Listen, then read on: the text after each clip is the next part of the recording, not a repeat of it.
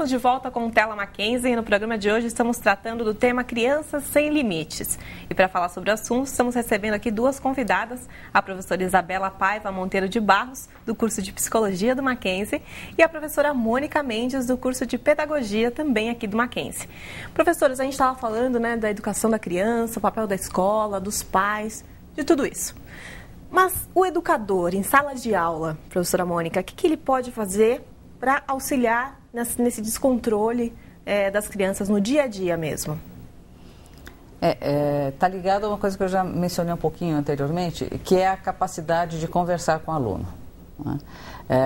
Às vezes o professor, no ímpeto, lógico, ele sabe que o seu grande compromisso naquele momento é dar a sua aula, né? Transmitir um conteúdo. Sim, não se discute isso. Mas e hoje em dia nós vemos que os alunos são pessoas mais agitadas, de uma maneira geral. E suportar um tempo, se pensarmos em Fundamental 2, temos aí uma aula de 50 minutos, mais ou menos, é o tempo médio. Se é no Fundamental 1, às vezes esse tempo é um pouquinho maior. As nossas crianças dificilmente conseguem ficar quietas neste tempo, sentadas.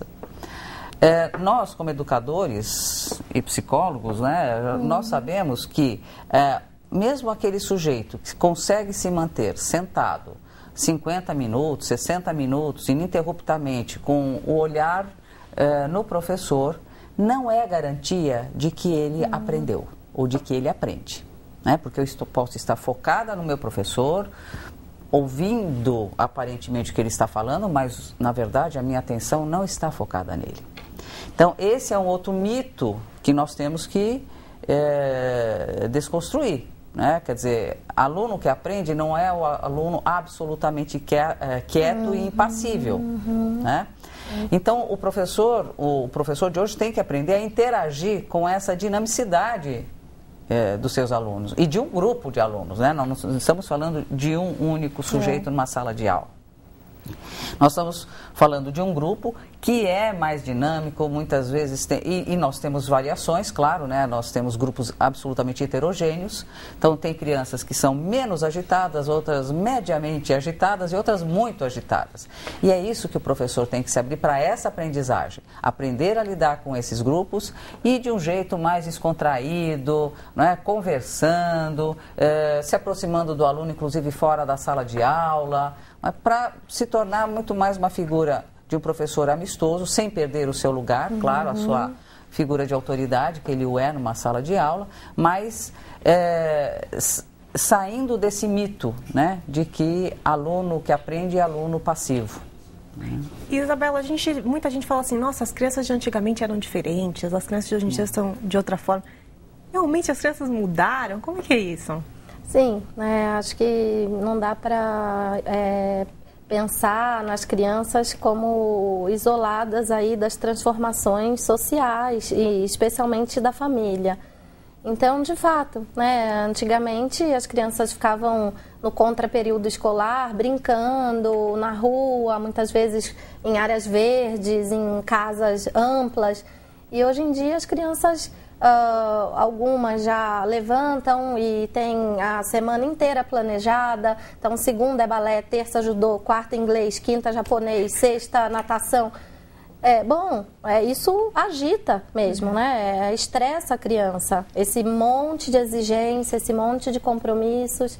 Então, sem dúvida, isso gera efeitos no desenvolvimento da criança. Então, e ela, como eu vinha também falando anteriormente, quanto menor, mais vai responder a isso com o corpo. Então, se agitando na escola, ficando desatenta durante a aula, porque, qual é o tempo que ela tem para sonhar? Para pensar no desenho preferido que ela gosta, ou no super-herói que ela gosta. Então, acho que há um reflexo, sim, no comportamento das crianças decorrente das transformações sociais. E logo, as crianças de antigamente também, então, funcionavam de um jeito diferente. Então, a cobrança sobre as crianças também aumentou, é isso? Sem dúvida, sem dúvida.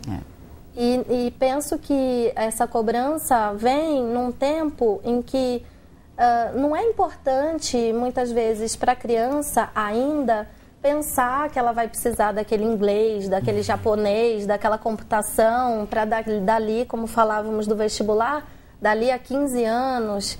Então, a infância está sendo muito roubada, né?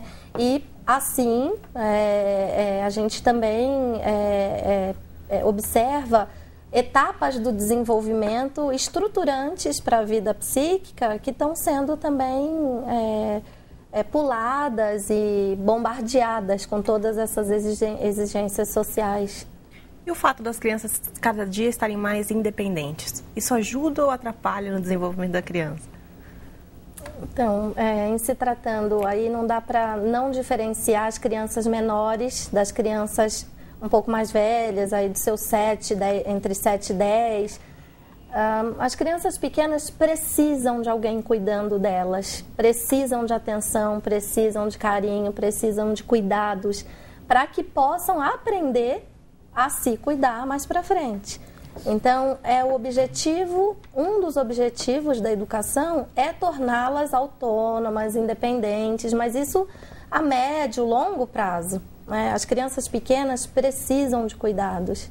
Isso é urgente, né? Acho que nos tempos de hoje a gente precisa bater muito nessa tecla de que a gente ouve às vezes, olha, bom, o importante é um tempo de qualidade com seu filho, tal. Muito cuidado, porque quantidade também é importante. É claro, né, que não dá para generalizar. Existem famílias que estão ali o tempo todo, 24 horas com a criança e não tem disponibilidade interna nenhuma para exercer as funções paternas e maternas. Mas acho que vale a ressalva de que quantidade também é importante.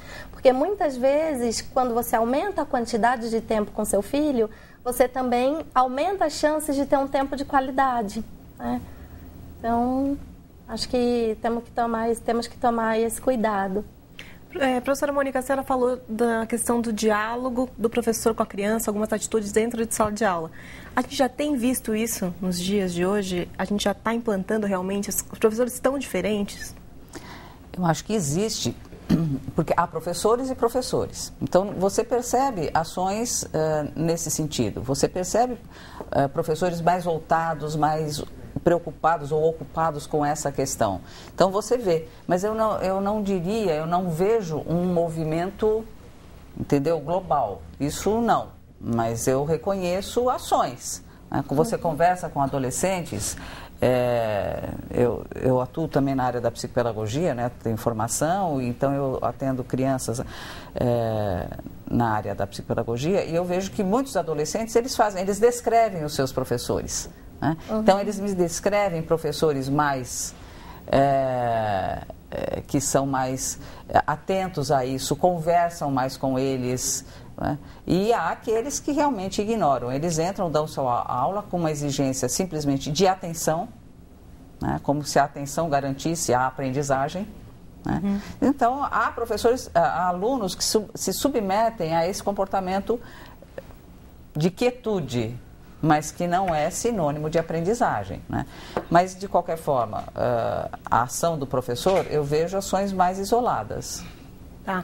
E com relação, assim, princípios éticos e morais que você tem que passar para o seu filho, tem uma idade, assim, que a criança absorve mais? Depois daquela idade, ele começa a absorver coisas mais do cotidiano dele? Como é que é isso, Isabela? Tem que ter uma preocupação até uma certa idade? Sim, desde sempre, né?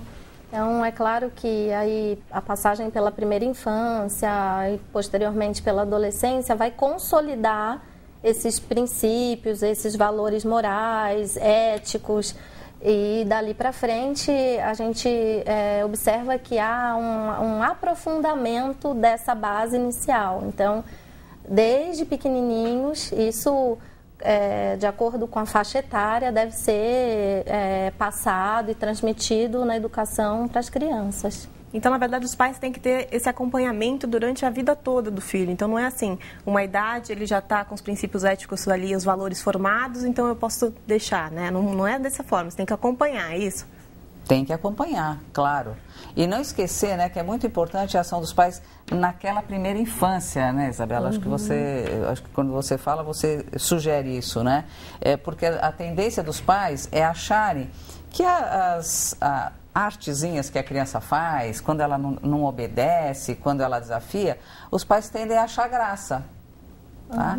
E não corrigem essa atitude da criança. Então acha bonitinho, acha engraçadinho, quando a criança faz uma birra e tal. Esse é o grande equívoco que os pais cometem. Cuidado, né, para não se deixar seduzir, né, por essas atitudes da criança. Então é nessa hora que ele tem que começar a corrigir essas atitudes, essas ações e manter essa atitude, né, de acompanhar. Sempre está vendo, aí quando a criança cresce um pouquinho, que chega com um objeto estranho em casa, perguntar o que é isso, de quem que é isso, ela fala, ganhei do meu amiguinho. Sim, mas ganhou como, o que foi, sim, não é? Vamos perguntar para os pais dele se eles concordam, enfim, sim, coisas assim. Mais tarde, chega roxo, então o que aconteceu? Brigou por quê? Entendeu? Então, essas atitudes são ações que vão acontecer inúmeras vezes, são fatos, né, que vão ocorrer, muitas vezes na vida da criança, do adolescente, que os pais têm que estar atentos. Professoras, acho que o tema então pode se prolongar, tem muito assunto aí, né? Mas infelizmente a gente está acabando o programa. Queria agradecer a presença de vocês aqui hoje. Foi um prazer estar aqui com vocês e realmente o tema é longo. Bastante complexo, mas voltaremos com certeza. Obrigada. Obrigada. Tela Mackenzie está chegando ao fim. E se você quiser saber outros horários de exibição e outros programas também que a gente exibe aqui na TV Mackenzie, é só você entrar no nosso site www.tvmackenzie.com.br. Até mais!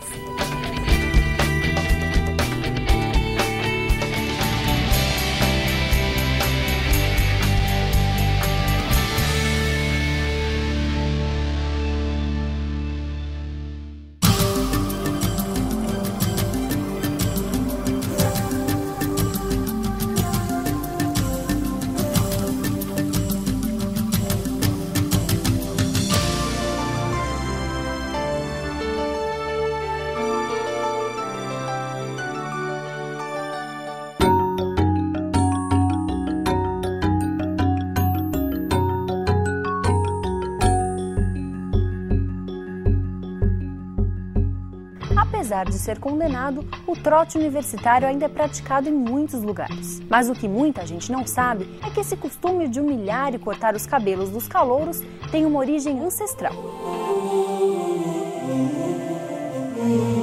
Na Idade Média, as primeiras universidades da Europa ficavam isoladas das cidades e aldeias. Quando os novos alunos chegavam, tinham as cabeças raspadas e as roupas queimadas.